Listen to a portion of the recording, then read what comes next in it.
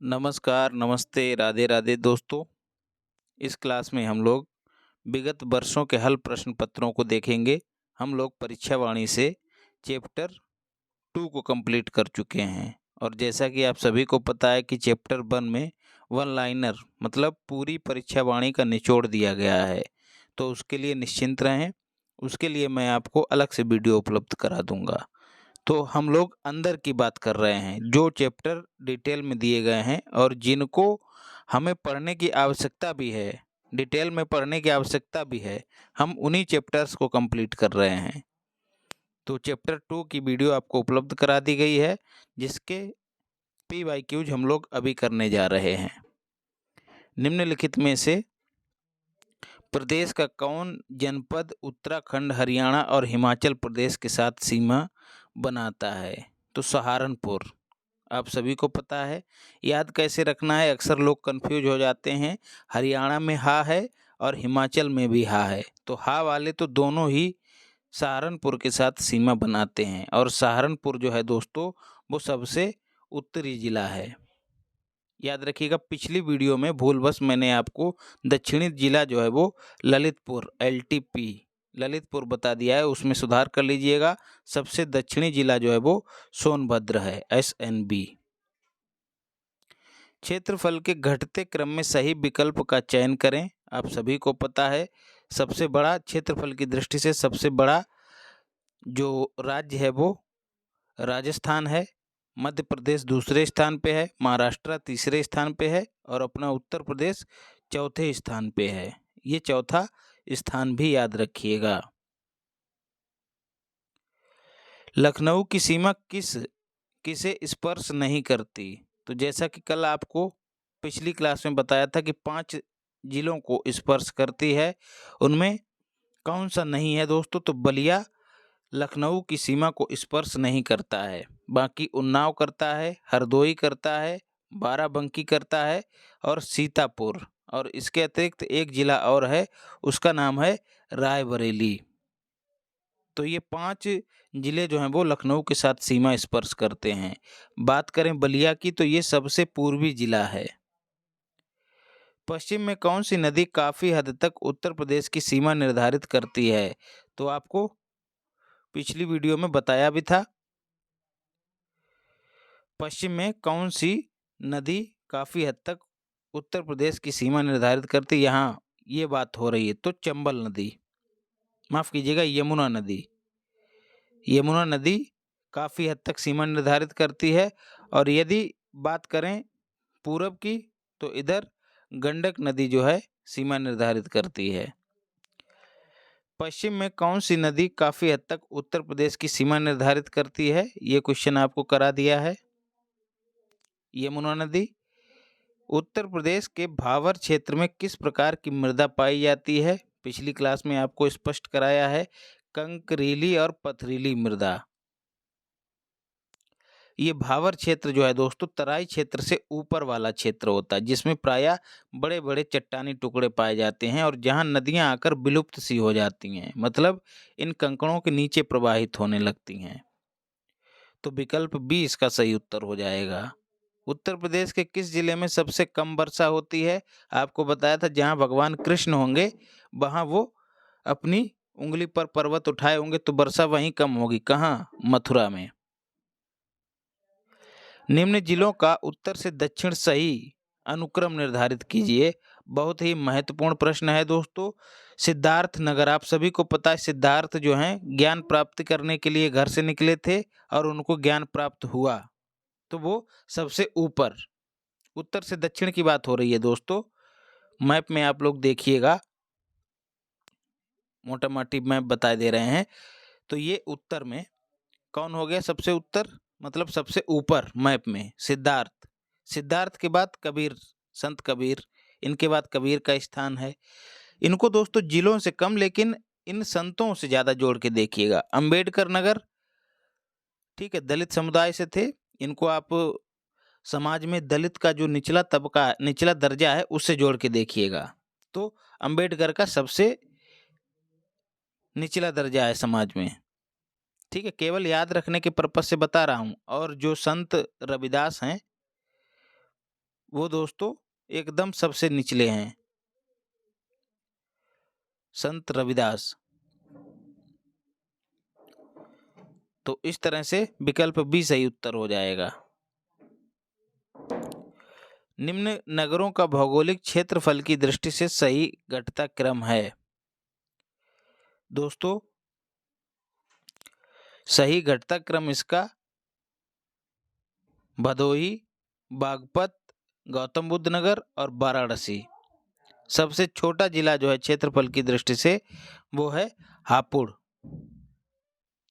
और उसके बाद दूसरा स्थान है गाजियाबाद। इस तरह के प्रश्नों को हम लोग जब यूपी की जनगणना पढ़ेंगे उसमें कंप्लीट कर लेंगे। हालांकि एक वीडियो आपके लिए तुलनात्मक रूप से उत्तर प्रदेश और भारत दोनों का तुलनात्मक अध्ययन करते हुए उपलब्ध कराई है, उसमें भी देखेंगे तो चीज़ें स्पष्ट हो जाएंगी। लेकिन यूपी में ही अलग से चीज़ें आपको उपलब्ध करा दूंगा। प्रदेश के किस जिले में सर्वाधिक वर्षा होती है? तो गोरखपुर जिले में होती है। निम्नलिखित में से कौन क्षेत्रफल के बढ़ते क्रम की दृष्टि से सही है? तो आप सभी को पता है क्षेत्रफल की दृष्टि से सबसे छोटा जिला जो है वो हापुड़ है, और सबसे बड़ा जिला है कौन? लखीमपुर खीरी, LKP। और सबसे दूसरा स्थान किसका है? सोनभद्र का। तो यहाँ पर दिया गया निम्नलिखित में से कौन क्षेत्रफल के बढ़ते क्रम की दृष्टि से सही है? क्षेत्रफल के बढ़ते क्रम की दृष्टि से तो दोस्तों क्षेत्रफल सोनभद्र तो होगा नहीं, काट दीजिए। बचा कौन? सोनभद्र जो है आप सभी को पता है, सोनभद्र लखीमपुर खीरी के बाद दूसरे स्थान पे है। तो या तो ये विकल्प सही होगा या फिर ये विकल्प सही होगा। डी वाला हमने काट दिया है। तो इन सब में दोस्तों सी वाला विकल्प सही उत्तर होगा। 10 का सी। एक मिनट देख लेते हैं। 10 का सी, हाँ, तो 10 का सी सही उत्तर हो जाएगा। गौतम बुद्ध नगर का सबसे कम, उससे ज़्यादा बाराबंकी का, उससे ज़्यादा मिर्जापुर का, फिर सबसे ज़्यादा सोनभद्र का।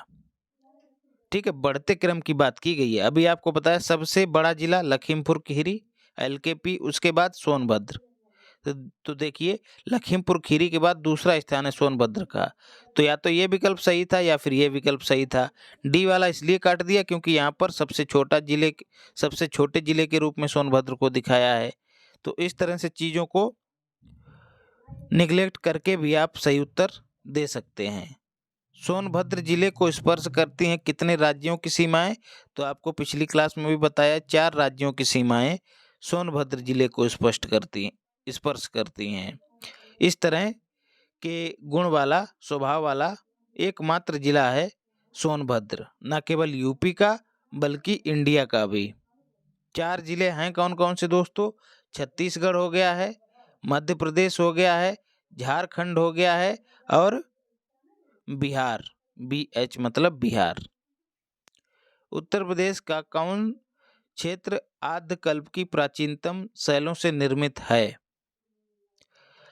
आद्यकल्प की प्राचीनतम शैलों से निर्मित है तो बुंदेलखंड। विकल्प ए सही उत्तर हो जाएगा। निम्नलिखित में से किससे उत्तर प्रदेश की सीमा नहीं लगती है? तो राजस्थान से भी लगती है, हरियाणा से भी लगती है, पंजाब से नहीं लगती। आपको बताया था 8 राज्यों से और 1 केंद्र शासित प्रदेश मतलब दिल्ली से यूपी की सीमा लगती है। उत्तर प्रदेश में सर्वाधिक वर्षा का क्षेत्र है कौन सा? तराई क्षेत्र, मध्य गंगा मैदान, पूर्व गंगा मैदान, पश्चिम गंगा मैदान। तो आपको बताया था कि तराई क्षेत्र में सर्वाधिक वर्षा होती। कैसे? क्योंकि जो बंगाल की खाड़ी से हवाएं आती हैं और जो वहाँ से आर्द्रता ग्रहण करती हैं वो सीधे हिमालय से टकराती हैं और तराई क्षेत्र में गिर जाती हैं, वर्षा के रूप में गिर जाती हैं। तो इस तरह से 14 का विकल्प ए सही उत्तर हो जाएगा। निम्न में से सर्वाधिक क्षेत्रफल वाला जिला कौन सा है? तो अभी आपको पहले भी बता चुका हूँ, सोनभद्र नहीं, सोनभद्र दूसरे स्थान पे है, लखीमपुर खीरी पहले स्थान पे है। तो 15 का डी। क्षेत्रफल की दृष्टि से उत्तर प्रदेश का भारत के राज्यों में स्थान चौथा है। तो अभी आपको ऊपर भी बता चुका हूँ, चौथा स्थान है। निम्न में से किस जिले को अंतर्राष्ट्रीय सीमा स्पर्श नहीं करती है? तो आपको एक ट्रिक के माध्यम से बताया था, ना केवल उसमें आपको राज्य मतलब जिले स्पष्ट हो रहे हैं बल्कि जिलों का क्रम भी स्पष्ट हो रहा है उस ट्रिक के माध्यम से। पश्चिम से पूरब की ओर कभी कभी क्रम पूछ लिया जाता है। तो यदि आप उस ट्रिक को याद कर लेंगे तो इस तरह के प्रश्नों को अटेम्प्ट कर लेंगे। पीली खीरी के बाहर, पीली खीरी के बाहर बस्ती में, मतलब श्रावस्ती की बात हो रही है। सिद्धार्थ और बलराम गंजे हुए, इस तरह से ट्रिक था। तो किस जिले को अंतर्राष्ट्रीय सीमा स्पर्श नहीं करती? आप सभी जानते हैं कि यूपी जो है अंतर्राष्ट्रीय स्तर पर एक ही देश के साथ सीमा साझा करता है, वो है नेपाल। तो जो नेपाल बॉर्डर पे कितने जिले हैं यूपी के? तो वो 7 हैं। उनका आपको ट्रिक बता ही दिया है। तो इनमें से कौन सा सीमा स्पर्श नहीं करता है? तो बस्ती, श्रावस्ती करता है, पीलीभीत भी करता है, बलरामपुर भी करता है, महाराजगंज भी करता है, लखीमपुर खीरी भी करता है और पीलीभीत भी करता है, जहाँ टाइगर रिजर्व है। निम्न जिलों में क्षेत्रफल में सबसे छोटा है वाराणसी, प्रयागराज, जौनपुर, गाजीपुर।